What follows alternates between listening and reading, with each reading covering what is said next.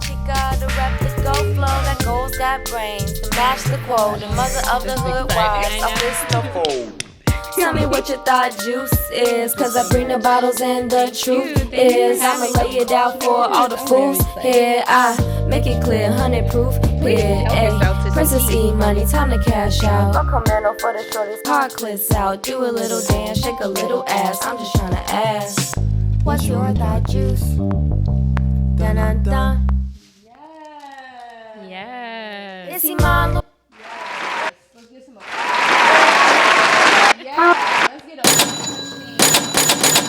airborne going. Is he my Lorraine?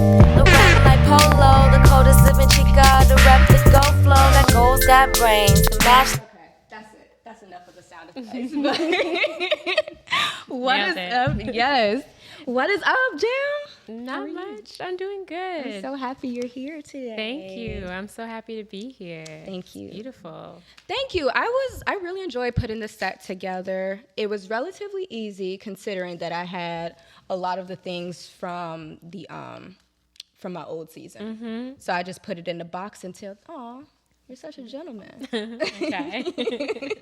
So it was relatively easy. I'm glad it came together. Really want to give a very beautiful and dedicated thank you to Breathing Room via Let Us Breathe Collective. So many wonderful shout outs to give, but what the fuck is up, everybody? Oh my goodness, this is so exciting. You all are here for an episode of The Real Hoodwives of Chicago Season 4, the Season 4 debut of The Real Hoodwives of Chicago. Hopefully. Wait. Wait. No. Is he my Yeah. Something like that. We're figuring it out one thing at a time. And it's also meant to be very chill. Well, welcome to The Real Hoodwives Chicago Season 4. I'm very honored to have my very first guest, my sister, a beautiful singer, writer, poet, money-making machine. She paid for my abortion. She Going there. I had wrote it in my journal. I was like, you gotta tell. I was like, yeah. And I would do it again. Yeah. Girl, in this climate, I might need it. You see the formula, shorties. Oh my God. The wonderful, the incomparable Jamila Woods, everybody. Thank you. Yes. Thank you. like you really want? Well, So excited. I'll get some to be applause here. going. Yeah. Thank you so much for being here. How are you feeling today? I'm feeling good. I feel sleep has been hard to attain for me recently. So I'm a little sleepy, but also, in that sleepy state where everything kind of feels like a dream. So it kind of feels like that. Yeah. It's not bad. Okay. Yeah. Do you remember your dreams? Sometimes. Okay. I remember them and sometimes I remember them forever. That's more rare. But usually I remember them for a few days. Like I know recently I had a dream.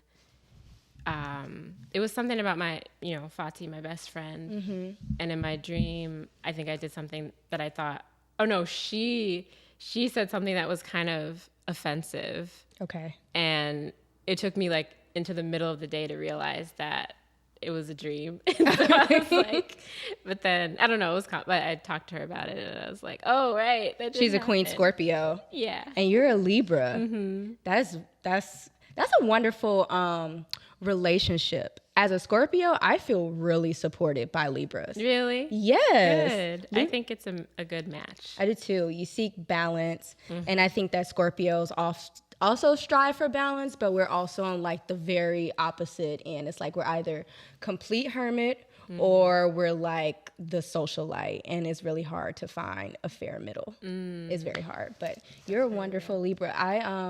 I think about my dreams a lot. I try to write down my dreams. I try to remember my dreams as much as I can. And I'm very fortunate that they come to me because apparently a lot of people don't remember their dreams. Yeah, you can train yourself. I've heard you can train yourself to remember them more. And also one of my friends who's like an astrologer, numerologist, he said, if you place a glass of water. Yes, on a journal or by a journal. He said place it next to your bed and pray over it before you go to bed. Please, ancestors, send me what I need to know in my dreams. Okay. And then you might remember your dreams more. You might get messages through your dreams. Oh, wow. Yeah. Do you have like sex dreams? Like Sometimes. Really? The best one I ever had, Ooh. I was eating myself out. Oh. Don't ask me how. I That's just know I was. That's and it was flexibility. amazing. Yeah. I don't know. I couldn't see the full picture of my body, but it was just me, and I could feel it, and I could feel it on both sides, and it was amazing. I love that for you. Thank you. I am currently abstaining from alcohol, drugs, and sex. And that means like no masturbation, no sex, no fellatio, no nothing. I can't even touch myself. I can't even watch porn, right? Same, me too. Really? Are you really doing a class? Yeah, well, I'm preparing to sit with plant medicine, so I'm doing that. Oh, right. We talked about that. I can't wait for that. Yeah. Yes. Get at me. But sometimes I be feeling like my dreams are making me cheat. Oh my gosh. Like I'll go to sleep and then like I'll dream of a good body. Good body. Yes, it'll be so good. And then I have to like yank myself out of it so that I'm really trying to go a whole month without busting a nut. But does it count if it's in your dreams? Okay, so here's the thing. Like I can masturbate like 20 times a day. I could bust hella fucking nuts. That's right? amazing. You know what? You're the second person that told me that. But that doesn't feel intentional because like how do you like when you watch porn, are you like on the phone? Any time, any place, any what's it called, platform that I have. Okay. Yeah, if it's like I wasn't planning it, my phone. You watch porn on your TV? Only with other people. Like, but but usually my phone, but if it was like I thought about this, I have brought my laptop here because the screen's bigger. It's nice. And it won't like fall over. Oh my God. So, but yeah, I do think though, intermittently I've done just fast just from porn. Okay. And even I'll do like, instead of watching porn, I'll watch like live people because that just feels like a little better. Yeah, I don't know why, it just feels like better. Yeah. But amateur type beat. Yeah. Yeah. And just like real people in charge of their own selves. I love that. But also when I cleanse from everything, I think that's a form of cleansing too. Just masturbating just to your own body. Just like kind of like a meditative masturbation that feels different. Yes. That's what I'm going for. So like when I was talking about how I masturbate, I get in the zone, which is under my cover. I'm still like a wrist kisser and still a teddy bear kisser. Do you say peaches? What's peaches? I don't know. They used to say like if you say peaches, like that makes you a good kisser. Yeah, I don't know why. Oh, I did hear about that before. No, I think like I just love to create like fantasies in my head, but I get under the covers with myself, and that 10-second, that when you skip a video, thank God for that, because I can nut in less than 2 minutes. Wow. It's not as like intentional, right? That is deep. Whereas like I may do shrooms and I feel myself and my pussy's pulsating and it's like engorged so much to the point that I need to put a dick on the wall. And then put a dick on the wall. Yeah. What do you mean? Like with the suction cup? Oh, okay. I was like, you have a projector, you put a dick on the wall. I mean, yeah. There's this video game I'm playing called Detroit Become Human, and there's this beautiful character in it. I wish his dick was on the wall. Wow. My goal is so across from my bed is a stop sign. And I would love to like, especially when I'm off of shrooms and masturbating, I would love to like squirt to that stop sign. That's an amazing goal. Thanks. I appreciate it. Stay hydrated so you can. You sound like a dom. I love it. I just know that that's not going to happen if you're not hydrated. So really? Yeah. Where's the liquid coming from? That actually makes a lot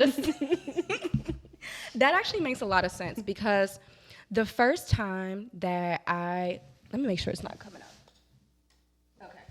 The first time that I squirted, it was so much fucking water. It was so much. It was really, it kind of freaked you out. It made a few puddles. Like, wow, it was really intense. Beautiful. Yeah, but that's how I feel about masturbation and being intentional. But I do feel you about the cleanse, because like coming like 10 times a day, they say that it's a very like spiritual thing to have those like releases with yourself, right? But like, what would it look like if I placed a manifestation in that, right? That's beautiful. I love that idea. Yeah, I love it too. Manifestation. That's clever, man. Masterfession. Well, Masterfestation. Manifestation. That's the one. It's really funny when I tell people how I'm trying to like be intentional with masturbating and like set a manifestation. And so it's like I'm like about to come and I'll be like, oh, a house. $1,000. Yeah. It's so fucking hard, but it does not fucking work at all. Well, I'm sorry, I didn't even let you introduce yourself. Ladies and gentlemen, please give it up for Jamila Woods on the ones and twos and the threes. Thank you. Yes, I'm Jamila Woods. Yes. That's me. Singer, songwriter, everything. Yeah. How do you come, like, I don't want to say, like, where do you get your inspiration from? Because I think that's, like, kind of, like, a lame question, right? But where do you get your inspiration from, especially, you know, with being a poet and writing songs, like, how those two play with each other? That's a good question. I think it comes from different places, but usually it just comes from paying attention to what's captivating me. So I think someone was saying, my cousin Keisha was saying, you should be able to write off your therapy as a business expense, because so much of my next project is literally just about like relationships and my heart and how my heart works, and it's all stuff I talk about in therapy. So she was literally like it's just me, like I'm the material, or like the people who I love, the people in my life, the place where my environment. Yeah, you know, we can find inspiration can really be anywhere, but it helps me to like have like a journaling practice, or I like to like have days where I just like go down YouTube rabbit holes and like research. Like I just enjoy the process of like writing stuff down and synthesizing stuff, and I look through my old journals a lot. Like Me that too. inspires me. So yeah, I think a lot of things inspire me, but something in common with all of my albums, I think, is just this idea of like there was a material and then I made something else out of the material. Whether the material was like my old poems, I think a lot of Heaven was same topics as the poems I was writing. Legacy, obviously, the materials of all the people the songs are named after, and now like myself as the material. So yeah. Okay, big ekphrastic energy. Yeah. I mean, in case y'all didn't know, Jamila taught me everything I know. Everything I know about poetry. I mean, I came to you with a different world on my back, but that was it. And I only had one Nikki Giovanni poem in the, what's the thing called? Caliber? Gun? In the In the chamber? clip. Oh. Look at y'all. Hood. And then that Pat Parker poem. But you taught me everything I know about poetry. Well, you had so much poetry already. Thank you. You just speak in poetry already. I really appreciate that. I'm really excited to write my next book, and I want to write like a poetic erotica. Oh, yes, Iman, yes. I really do. I love like lyric essays, like a lot of like Ross Gay inspiring, a lot of like Fati's older work too. Your older work too, like a lot of like the paper doll poems I used to look at. Like I was thinking about the 16 Chapel poem, or your period piece. Yes. It's a beautiful poem. Thank you. Yeah. Yeah, that's I forget about that poem sometimes. I like that poem. You're like the best poet. Thank you. She's the best poet. I said it. Loren said it. I said it. Well, I'm right under you, so it means everything. Before I forget, this is a segment called "What's Your Thought Juice?" Yeah.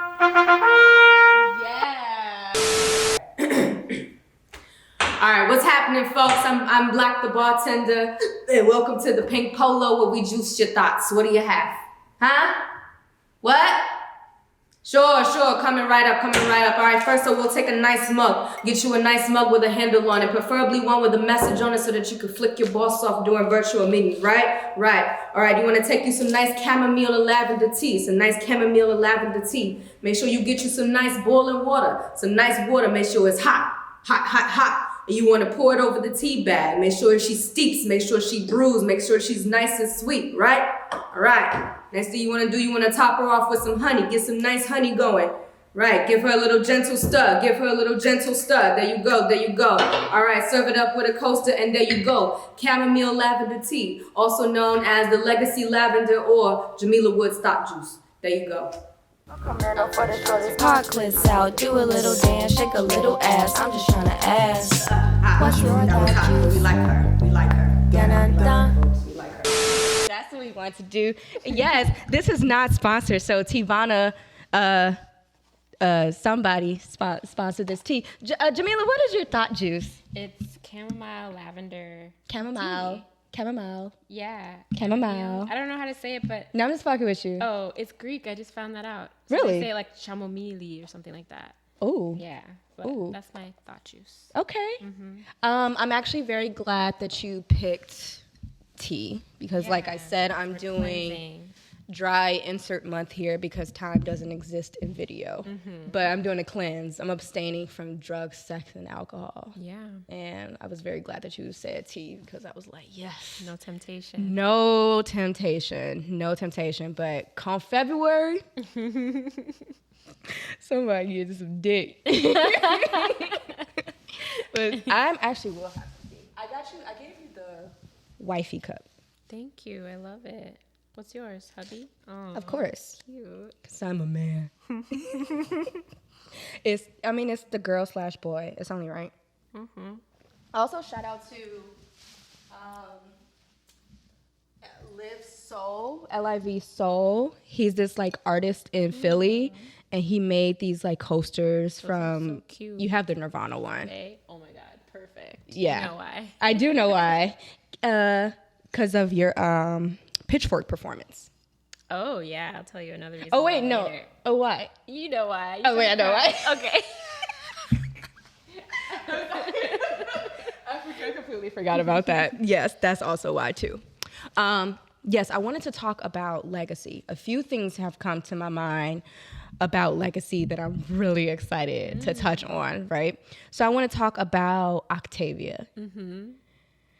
Thank you. You're welcome. Thank you so much. I cried. I remember very succinctly.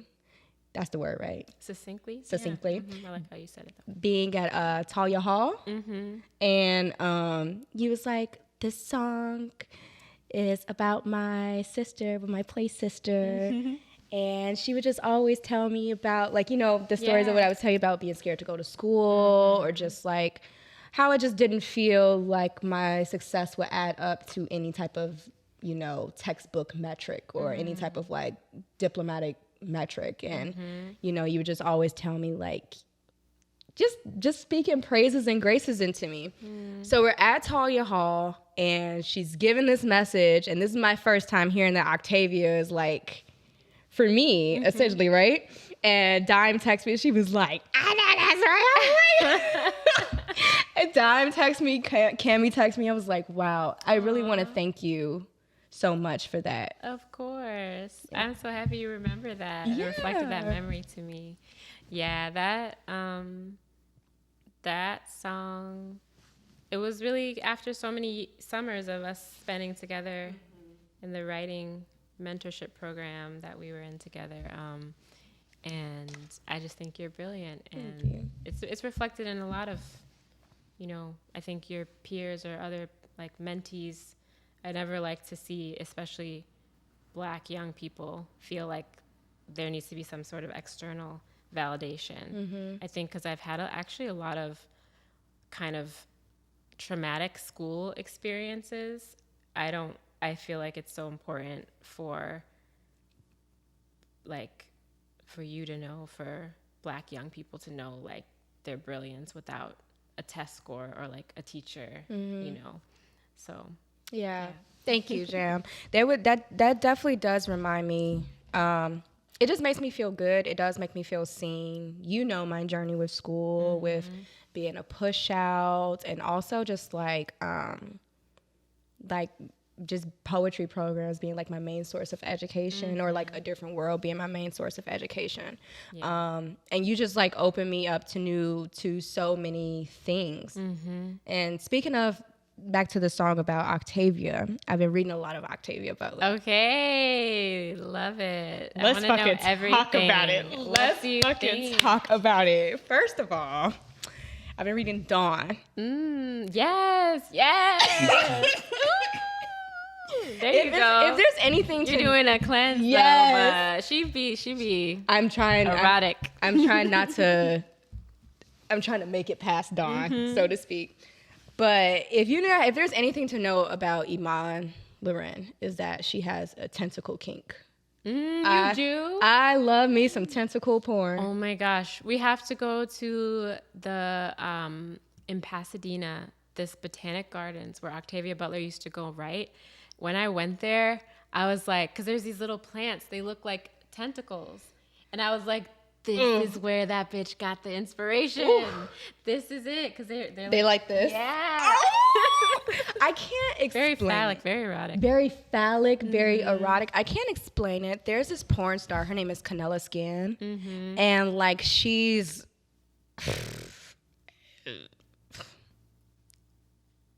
she does something with her eyes where it's just like, she's just very like expressive, and then it's like all these like tentacles, or like some. She has tentacles? No, she's getting fucked by tentacles. She's getting fucked by tentacles, like 2 in her pussy, 1 in her ass. Wow. Like, then it's like they're coming out of her mouth and like squirting like hella cum on her. It's really animated. I really think that tentacle porn. This is so exciting. I love talking about this shit. Okay. I think that tentacle porn is a form of hentai. Because where I really got it from was like watching like big ogres fuck like little tinker fairies. Oh. Or like really big aliens fucking little Zelda bitches. Wow. Ugh. It's the best. And they're very like, they're cartoons. They're very animated. But like when you go like deep into it, you can come across some like vor. Vor is like when like you like swallow a person and it's like they're being like fucked from the inside. This is deep. It's really deep. Yeah. It's really deep. But Octavia. Yes, I feel like we have to like entice other people to read this because it's like the most brilliant thing. There's like a non-binary alien. Yes. I don't want to spoil anything, but yes, you know all I've gotten to thus far is like, so she's talking about these awakenings that she's going through. And she's trying to figure out like where the fuck she's at. She's looking at her body. Her body is fucked up. And so she's clearly knowing that like they've been doing. Oh, she just got unzipped from the plant. What? Wait, where? What? Wait, where are you? Whoa.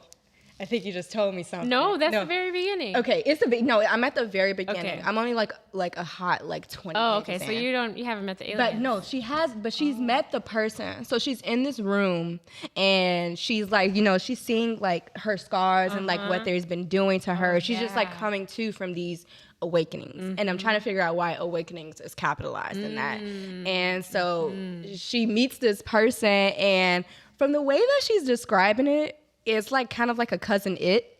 But yeah, I think that's the non-binary alien then that she meets first. He's really tall. Yeah, does he have tentacles in his yes and stuff? Yeah. Yeah. He has like an arms, but he has another tentacle. Yes. Yeah. I want it. Really kinky. You are not even ready. I don't even want to spoil it for you. I'm really ready. Like I just love when I read, I place voices to people in my head, and I just imagine them to just have like a deep voice. But when I was there's this graph that was like, if you don't know any Octavia, like this is like a good thing to start with. I was also talking to my friend David in Philly, and they are like a musical writer, a songwriter. They're like an instrumentalist, a composer. That's what I'm looking for. And very spooky composer. And so they read a lot of like M.K. Jemisin. Yeah. And a lot of like Octavia Butler. And it was like, you have to read Dawn. You have to read Fledgling. To be honest, I was like, damn, not some white person reading Octavia Butler before me. But it's okay. Like, say like me. And they put me on. And I'm really excited. That's great. Fledgling is on the next one. That's about vampires. I've never read that one, but I would like to read that one. Yeah. Okay. Let me know when you started. Maybe we can read it together. Yeah, book club. Yeah, Dom's gonna kill me because she gave me Toni Morrison to read with her, and that book is still sitting on my... Which one? Paradise. Oh, okay, I haven't read that one. Don't talk to me about books. I mean, there was another book I wanted to talk to you about. What was the Octavia Butler book that inspired you to write that song? Or was it just the experience of Octavia? I found Xenogenesis, which is like a trilogy, Dawn, and 2 other books in one. Because it's also called like Ruth Blood? Lilith's Brood. Lilith's Brood. Yeah. And the cover of that book, it had a picture of a black woman with like an alien, a black woman with locks. It looked like my mom. It was my mom's book. And so that's what made me want to read it, the cover. And I was pretty young when I read it. So I was like, whoa, this is some spicy stuff. Yes. I love this. And I loved to read when I was young. So that was my introduction to Octavia. But then when I was older, you know, those viral pictures of her notebooks, how I think I've taught them in workshop before, but like she wrote down everything she wanted to happen, and all of that, every single thing happened. She's like, I want enough money to like buy my mom a house. I want to win this. I want to win that. Like everything happened. I write it down. It happens next. Exactly. So be it. See to it. And she wrote that at the end. So be it. See to it. Look at you. You're just a star. So it's like, that was one layer. Octavia is probably the most complicated song to explain, but like what my mind was doing. But that was one layer. Another layer, you know, you and everything about my students. And then fuck everybody else. Okay, everything about your mom and no one else. I don't care if anyone else loves themselves. No, we don't mean that. We're educators. Then thinking about my grandma, and I'm just always astounded when she would tell me stories like how she used to be little picking cotton, and she'd be like, this is how you had to do it not to hurt your fingers, da da da. Really? Yeah. I remember your grandma would tell me stories about how to kill. She taught me how to kill chickens. Yeah. She did a lot of stuff with her hands. And then thinking of her now on Facebook, like just talking to her cousins, I'm just like, that's like so many lives between picking cotton and like your grandmother learning cotton? New technology. Even her phone, like she just got an iPhone. Like I'm just always astounded at like, and it's not like my grandma's the technology. The phone isn't the thing. Like like she is so brilliant for being able to like do all of those things. Your natural genius, the natural genius. Yeah. I don't remember if there's a line about her specifically, but yeah, I was just thinking about that and like her handwriting. I save every letter, every birthday card, you know, anything she's ever written on to me, because I just think her handwriting is so precious. And the other layer, Kindred, that's her book. It just became a Hulu series. That's Octavia Butler. Based on her book Kindred, and it's about this woman who like falls through a portal, goes back to slavery times on the plantation of her ancestors.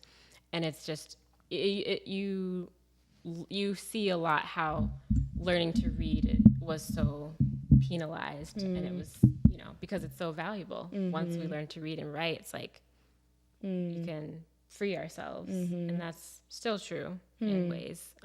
So it was like all that stuff, thinking about all that. Yeah. Wow, that is a lot of layers. Because I selfishly sing the song and be like, wow, Ma, you're so inspirational. And you are. No, but that is a lot of beautiful layers. You know, pardon me for I didn't mean to cut you off, but like when you told me your grandmother picked cotton, that like really like takes me aback, because I think about how close we are to everything, to all of our history, and it's like really not that far away. Yeah, because you would think, like, I remember I was surprised when she first said that, but it's like, oh, like enslaved people were free, but the cotton was still there. Yeah. You need to pick it. So it was like sharecroppers or just people being paid very little, or like having their own land and having to pick their own cotton, you know? So it's like the industry was still there. Yeah. So. This is some good tea. Yeah, I like it. Why is this your thought juice? I just thought about it was lavender is calming. Yeah. Chamomile is calming. Lavender is calming, and I'm trying not to have any caffeinated anything. Girl, And so, yeah, it's good for the evening. tell me about it, because I'm doing this cleanse. I've been drinking like espresso in my chai. I don't like how that make me feel. No, that's a lot because chai already has caffeine. Really? Yeah, it's black tea. I always forget that because I was at. I didn't know that. I Sorry. just drank some chai the other day. I was like, and then I was like, so yeah. Yeah, my fucking jaws was chattering. I thought I was off of Molly or something. I was like, I did not. Probably because you haven't been drinking it. So Yes. Then it gets really intense. Yeah. I had to call David. I was like, I didn't cheat my joy January, did I? He was like, no, you're completely fine. If we can go back a little bit, I want to talk about a little bit about your upbringing. Yeah. You were a church girl? Yeah, I went to church with my grandma. Yeah. What was that like for you? Not to be, what am I looking for? Predictable, so to speak. But I was a Jehovah's Witness kid, so I was raised in a religion. And I would presume that like finding yourself or finding your body, for some people in those religious experiences, it may be a coming of age type of thing. Yeah. It may be a very secretive type of thing. How did you like navigate that while also like being connected to, you know, like your mother, who was like so deeply like embedded in like womanhood and like, you know, natural remedies. And, you know, I think that like, that requires a lot of attunement with yourself. But so just like, how did you navigate like finding your body, especially like with being like raised in like a church or a religion? Yeah, that's a really good question. I think luckily, because I did have my grandma and the church, but I also had my mom, I don't think I pretty early on didn't equate God with church.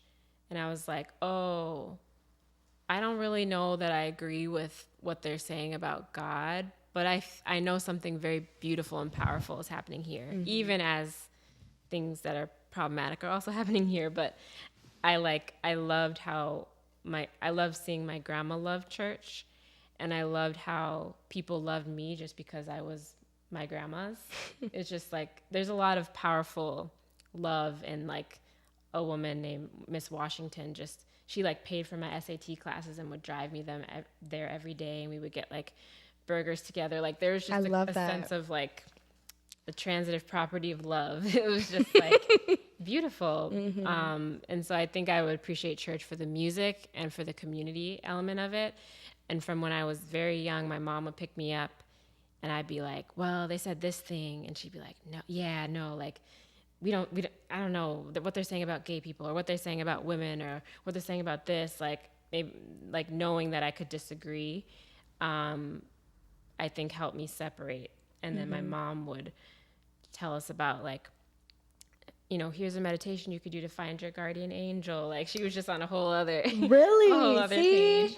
And so there was this kind of expansiveness of spirituality while the choir was singing. I was like, I think God is here for this part. Yeah, it's powerful. But like, I think I just had like a very interesting way of thinking about stuff. And I'm also, I think my Libra-ness comes through too. Cause I remember thinking like, oh, like, I think I know. I think it's like, there's like a living room and like everybody's gods are there.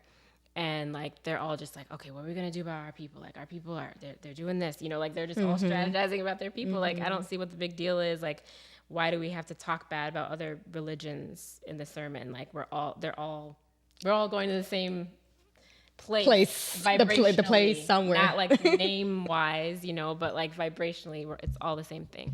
So we're all going to the same somewhere. Yeah. And so I don't know, in terms of my body, I think it was a lot, like every time when I used to masturbate a lot when I was young, but it was like instant shame afterwards. Really? Yeah. But it wasn't necessarily a religious shame. It was just like a bodily shame. Like I think that was bad, but really because no one talks about it. And whenever there's something that's not talked about, I think, yeah, it's natural. You just think you shouldn't talk about it. You shouldn't do it. It's bad. I wanted to ask you, do you think, let me pull this sound down. Great. I wanted to ask you, do you think that like the church plays a part on like your current modesty?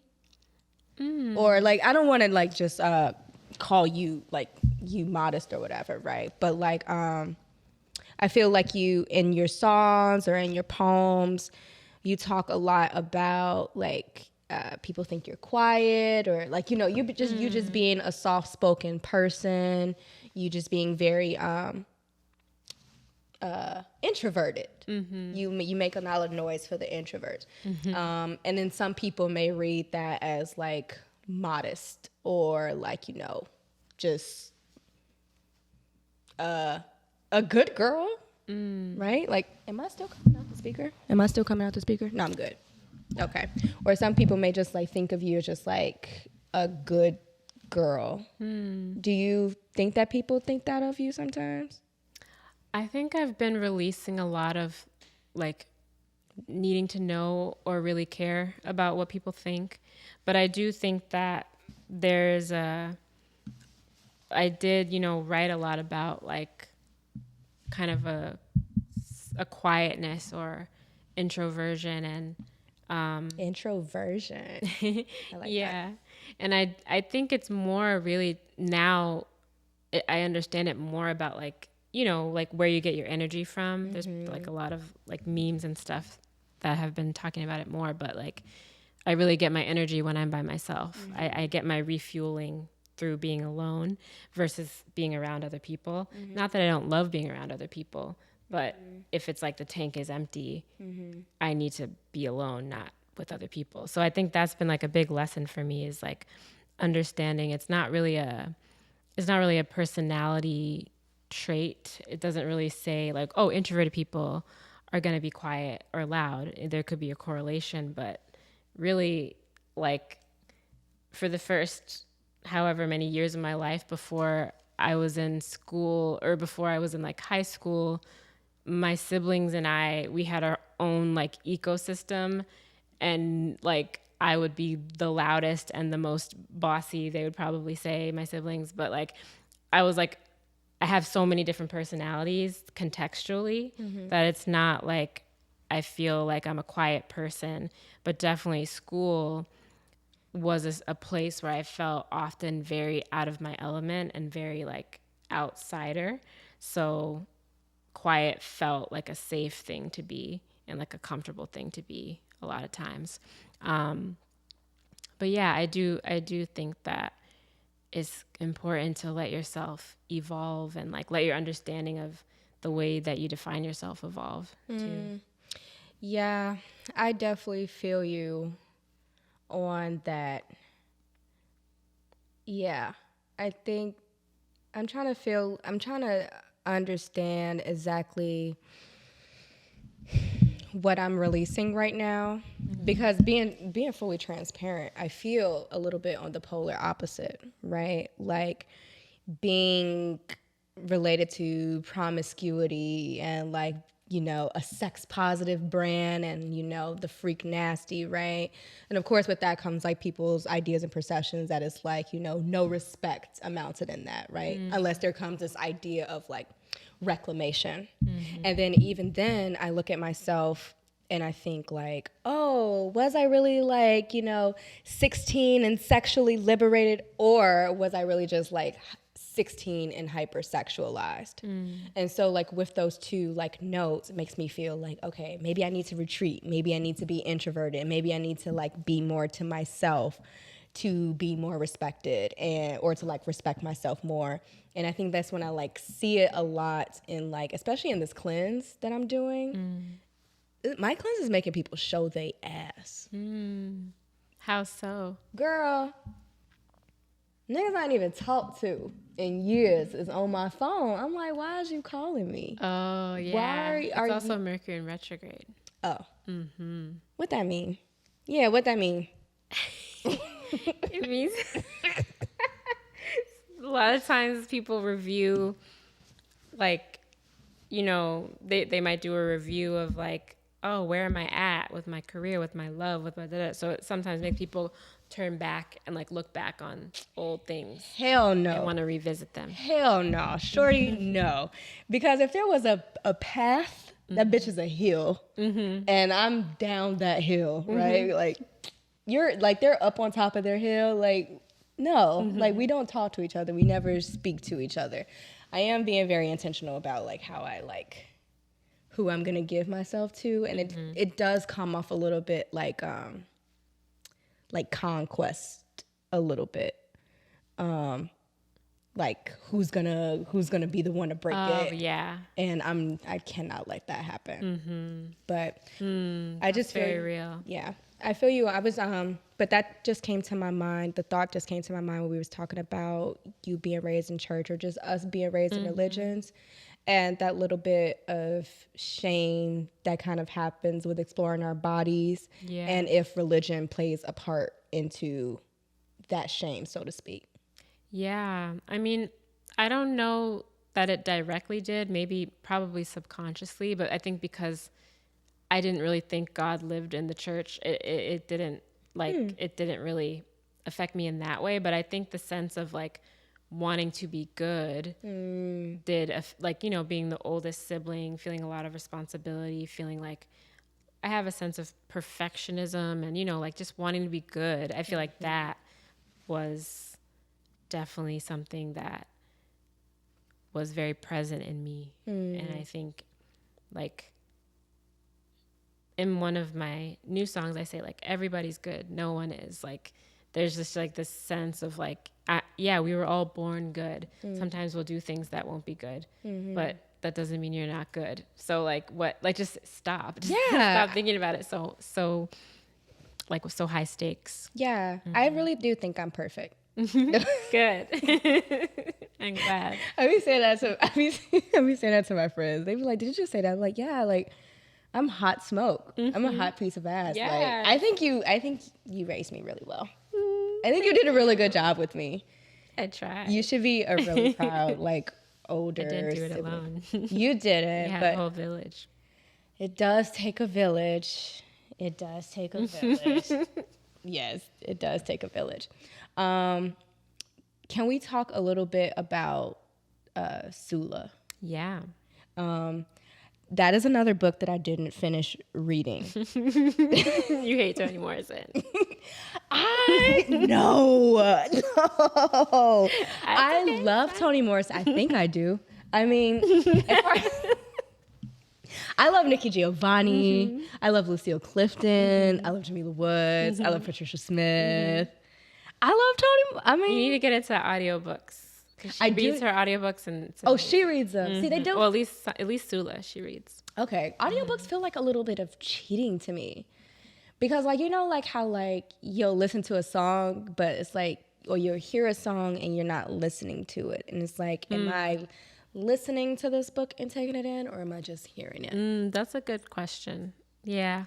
Do you like audiobooks? I love them because I can do other stuff while I read. You be like, I can do fucking laundry. No, I've never tried that, but I fall asleep to them. Okay. And then I rewind to the part where I remember. But I clean. I can do a lot of stuff while reading. It feels great. Was Sula an introverted character? Or can you tell me about the characters? I understand this is going to spoil it. It probably won't spoil it. There's two best friends, Nell and Sula is more outside of the conventional idea of a woman. and Nell she's more at trying to adhere to what is expected. Okay. You know. Okay. So yeah. Okay. So you wrote a song called Sula. I love that song. I cried at all your stuff. I feel like I'm about to cry now. But that song, You're So Raw. Okay, this bitch is so fire. So let me tell you what she did. She made a song that's called Sula. And there's 2 versions of the song. One is paperback and one is hardcover. Fucking bars, just fucking bars. And the paperback is a much softer version, more acoustic. And then the hardcover is like, 808s. YA, bombastic. Yes, shout out to Slide A. How did you find Sula in yourself, or like find a song to sing about in Sula? Like, what was like those connections? And I know it was right after Legacy and speaking about like the people that inspire you or that you continue their legacy, so to speak. Yeah, I think it was after Toni Morrison passed away. I can't remember which year that was. I guess it was probably 2019. Okay, yeah, and it was like, some people on my team were saying, oh, like, would you consider writing a song about Toni, or named for Toni Morrison? And I was like, I had tried for the album, but it like didn't come through. And I was like, it kind of, for me, like, I'm learning that if it's not coming through, I can't force it to come through. It's going to come through when it comes through. But then later I was rereading Sula, and I was just remembering how inspired I was when I first read it. My first chapbook was taken from a line from Sula, The Truth About Dolls. And so I was just like revisiting it as an older, like having matured, and it was hitting me different. So then I kind of organically wrote that song with Slot A, actually the hardcover version first. And then it was the pandemic. And then Camaria did the guitar, right? It was like somebody wanted me to do a performance on video, my first virtual performance, when it was still kind of like a novel thing. Ooh, yeah, I'll try. But then I'm so glad we're just out of that. I'm sorry. Yeah, me too. I'm so glad we're out of that. Don't ask me to do nothing virtual. But then Camaria, my sister, played it on guitar, and then people really liked it, and I was like, maybe I should make this a version. And so it was just organic, like figuring out that. And then people seemed, I don't want to say they like that version better, but people kind of gravitate towards that one in a different way. Because I was expecting like, oh yeah, the more produced one is going to be the one that's like hitting harder, but it was actually the opposite. And so I think that was the beginning of me realizing like that I don't know shit, and I need to just like sit down and like let things happen to me, which has been my journey thus far. It's going wonderful. You are the shit. I mean, everything that you do, people are gonna like latch on to. Like, I cry when I look at you. Like, that's just that. I think that what it is about the Sula paperback is that you sound naked. Like, you sound really naked. Speaking of naked. Ironically enough, you showed your chi-chis. Yeah. In Sula. Girl. Yeah, I was naked in the video. I felt very uncomfortable. Why? Well, I know. I'm just being a brat. Because I fed you from my chi-chis as a baby. I was like, Jam, you're a hot piece of ass. I'm not supposed to feel this way. Can't help it. It was beautiful. It was beautiful. Please make sure that y'all go and watch Sula, directed by Fatima Oscar, produced by Vam. Beautiful set, just a beautiful, like, the video just reads altar. Like, it's just a very like altar type of video. What was that like? Making that. Yeah, it was deep in the quarantine stage. So it was literally like, use what you have. Like, we shot it in our neighbor's empty lot across the street. We just used what we had, and it was like, also I think that experience taught me how much my perception of like needing to be good for other people was ingrained in me, because I was like, oh, like, I think it's really important for me to like be vulnerable in this way, especially like I had stopped teaching, or I had already quit the nonprofit, you know, teaching work, but then I kind of went back to it because we were like, oh my God, the pandemic, we are gonna have a house. Let me teach. I'm gonna do what I know. But then still, I was like, this is a different chapter where I want to just be able to be, you know, I think part of, I wouldn't call it modesty, but just a kind of sense of boundary of my sort of like sexual self was a lot of about being a teacher, and like not like I didn't want to, I didn't want to share that with my students in a way that was not it's right. Tricky. It's tricky. It's a very fucking slippery slope. Yeah. Especially like it's very different being like a public art teacher, right? Versus like being a teacher at a school. Like I think that a lot of times like we still believe like our teachers sleep in libraries, right? Yeah. And so it's like having a teaching artist, like that's a lot closer to you. That's like a more direct. Yeah. And it's like I always wanted my, like, you know, like to know that we can talk about sex. Like I don't want to have like a secrecy around sex negative relationship. Yeah, I love to talk about it, but just in terms of seeing me as a sexual being, I was like, I want to have a boundary here just so that there's no confusion. Come on. You know? Let's talk about it, because that's where I'm at now. Well, not where I'm at now. I've released that. And I say I don't give a fuck anymore, especially because HR protects me. Shout out to me. But I definitely had to, like, you know, especially understanding, like, Commando was something that was created when I was 16. And that was published when I was 19. And it was very new for, you know, for Chicago, for nonprofits. I would just say for, like, the poetry community. And then here I am growing up in the same place that I was like a student of. What does that boundary look like? Especially when people know me of this thing. And now I'm like asked to teach of this. So it's like they're coming to me and they're fans of me for essentially sex, for essentially sex shit. Like I was teaching I was teaching this summer at an apprenticeship, and one of my students came to me and she was like, I love your podcast. I was like, fucking A. I didn't know how I felt about that, but I definitely feel you on the boundary that's kind of being set. What did you have to like go through to prep yourself for that? Like, was there anybody you had to talk to? For the video? Yeah. Yeah, like, I mean, I had to. I felt I had to. I was like, I'm going to tell my mom, I'm going to tell my grandma, I'm going to tell my dad that I'm doing this. And all of them were kind of like, well, my grandma was like, okay, like, okay. Your grandmother is a fucking G. Your grandmother is a I can't remember what she said, but it was very anticlimactic. And my dad also. She is a gangster. She is. Shout out to Grandma Wood. Shout out to Joycetta. But yeah, my dad was like, all right. And my mom was like, oh, that's great, Jamila. And then we had a really great conversation about like things that she feels like she has to do and like how we can just release those things. And so then I realized, oh, it's really me like projecting onto all these people these reasons why I can't do things or why that would be bad if I did those things.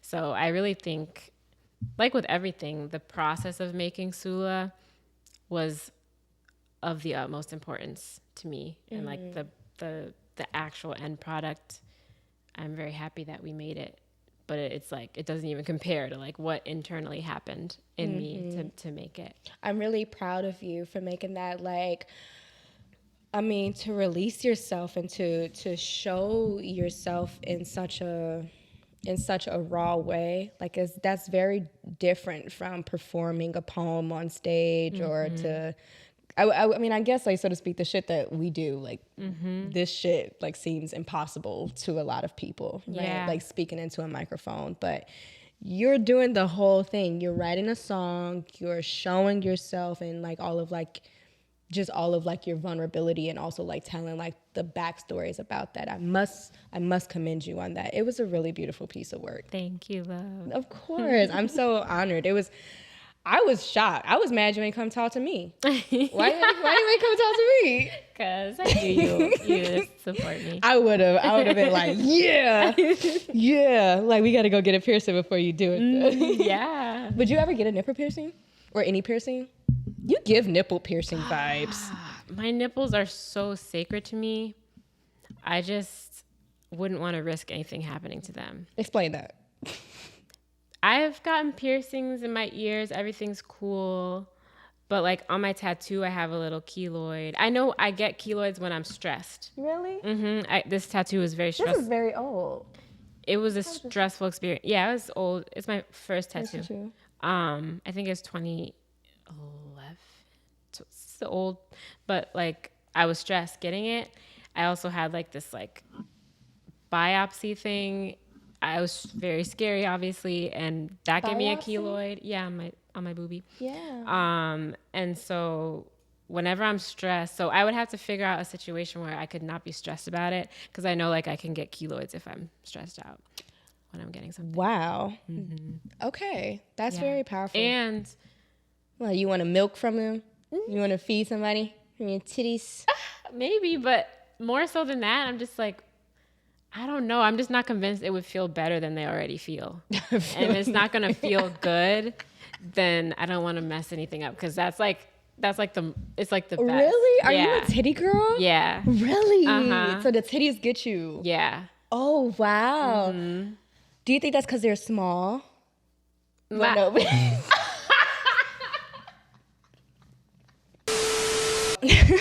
Well, welcome back to The Real Hawaii Chicago. This is brought to you by this is brought to you by BlkHoneyBun Productions. Also, Rise Above and Prosper. And we would like to give a big space thank you to Let Us Breathe Collective via the Breathing Room. We're talking a little bit about fantasies and where you would like to go with your fantasies. And you said tantric sex a little bit? Yeah, I don't know if I need to do more research, but basically just some type of, once you acknowledge like that even sex by yourself is an energy exchange. You're like releasing your energy out. So like when you're with another person, it's an energy exchange. Some type of sex that's more conscious of that and like directing it and like bonding deeper with a person through it. Like it can happen without thinking about it, but I want to like, I just seen these videos like, because I think, our computers listen to us, but it was like Eckhart Tolle. He was talking about sex. I was like, I want to listen to him talk about sex. Like, I don't know if you know, he wrote this book called The Power of Now, and he's just like very spiritual, just this little white man. And I just like, I never would have thought he would be talking about sex. I want to know what he has to say, but I want to kind of like look at sex from a spiritual lens. That's my fantasy. Yeah. I've had transcendental sex with someone before off of acid. It's really like trippy. Like you're in each other's heads. You're feeling like the pleasure that the other person is feeling. That's some Octavia Butler stuff. You'll get there. You'll get there. I do plan to get there. In the book, I mean. Oh. In your life, I'm sure you're there, but I'm pretty close to being there. Especially like in my she, they, he world. I know I'm really close to a lot of things. A lot of fantasies are approaching me, but this cleanse is going to bring me a lot closer to myself. And I'm really, really, really grateful and really appreciative for that. That's beautiful. I love that. Thank you. Where are you going and being closer to yourself? I think once I finish this next album that I'm going to finish by the end of this month. Are we getting a new album? Sometime this year. I don't even know when, but sometime. Oh my God. I totally didn't know that. Yeah. Unbelievable. Yeah. And I don't know, like, I'm so open to discovering who I am after that. Because, when you're working on a project for like years, you kind of identify with the project. I'm just doing the project. And so I'm excited and I had a astrology reading with our Kenya, amazing singer. Oh, shout out a Kenya. Shout out Kenya. You can Double find Venus astrology. Double Venus. That's their astrology page. Okay, please follow Akenya at Double Venus. And you can also listen to Akenya's episode of The Real Hoodwives Chicago season 1, or is that season 2? I don't know. Akenya is a real hoodwife of Chicago. We love to see a real hood partner of Chicago. We love to see it. Oh, I just love when people be like, oh yeah, listen to this. I'm like, yeah, go and listen to that person. It's great. Yes. But yeah, Akenya was telling me that, well, for everyone, I think there's something going on with Uranus later in this year, the planet of change and upheaval.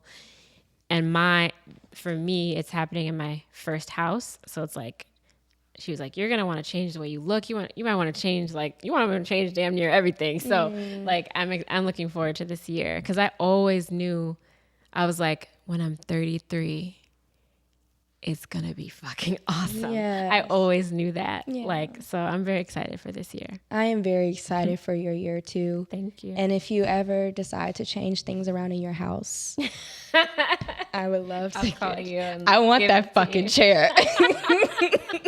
I hear you. I mean, this shirt is brought to you by Jamila's Old Closet. Yes. I'll have more. Thank you. I really appreciate that. I would like to ask you, for a closing bit, what is a hoodwife to you?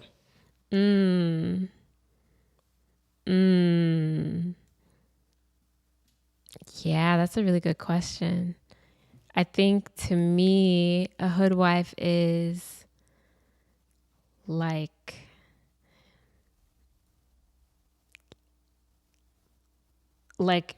if we think about like marriage as like a commitment to something, like a hoodwife is committed to themselves, but also committed to something greater than themselves at the same time. So that could be like themselves and their community, themselves and like their higher self. Like, I think it's just about it's like a supreme awareness of what you're committed to. That's what I think about when I hear it. Yeah. That's beautiful. You are a hoodwife. Hood partner. Thank you. Hood partner. Yeah, I'm your hoodwife. Yes, thank you.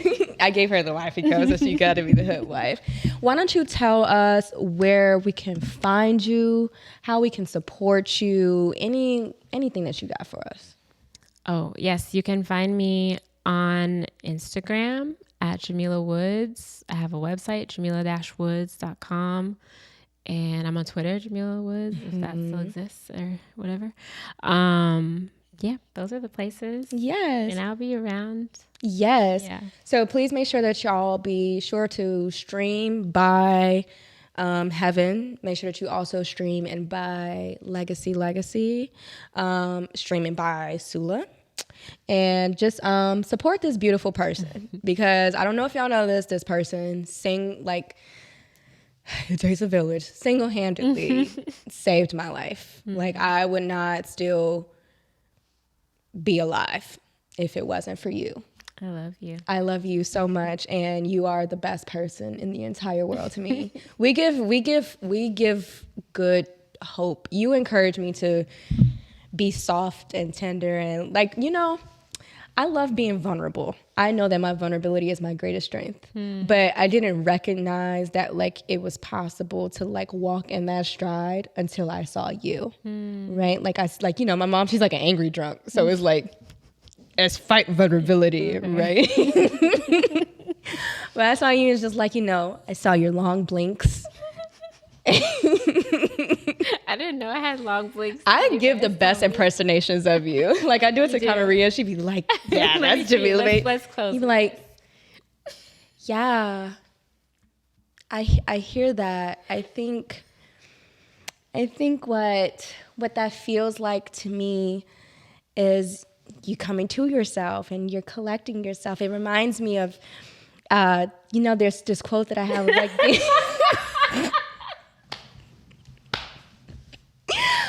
I shall collect myself, and that was really good. Thank you. Make sure y'all buy my tickets. I'm going on tour. Well, how we feeling? Good. I love that. I love that. Me too. Well, y'all. Oh, wait. Can we light this candle with each other? Which one? Oh, it's yeah. You have a lighter? This season 4? Yeah, come on. Yeah, come on. Come on. Come on, Carlo. Come on. Carlo is the camera person. Yes. Oh my God. Sure. Oh, what is this? I don't know. I was looking for a cookie. Cute. Do you want it? No, I'm gluten free. Oh. Okay. Oh, sorry. Well, yay. Yeah. Wait, you gonna let me get a free song? No, what? I thought we were gonna sing happy birthday. Oh, okay. No, what are we gonna Well, the sing? birthday is on my baby. Happy birthday. Happy season 4. Happy season 4. Happy season. Woo! Yeah. Thank you so much, Jen. It is wow. I can't believe 4 fucking years. All I gotta say to that, y'all, is that keep your head, stay focused, and maintain. And if nobody is doing shit, because remember, I did this shit way before the pandemic. A podcast? Yes. Yeah. And so it's like everybody had a podcast during the pandemic, but I was like, oh, this shit is going to age very well. And if you have a wonderful people in your corner who let you be sick on their couch, who house you when you move back to the States, who proofreads your poems for you, who always will give you a mic to perform at, then you can do anything. And I want to, before we close out, I would love to give another big thank you to Carlo from Rise Above and Prosper. I would love to give another big thank you to Let Us Breathe Collective and the Breathing Room. And big announcement, BlkHoneyBun Productions is here. So send us your scripts, send us your music videos. We are building our network, we're building our community. We're making Chicago exactly what Chicago has always been, Chicago. And it's gonna be amazing. And you all have tuned in for another episode of The Real Hoodwives of Chicago, a real show with hot sauce stories. I'm Iman Loren, your host. This is the wonderful Jamila Woods. And we are out this bitch like a puppy. Can you fuck me like you really want to? Can you love me like you do your hustle?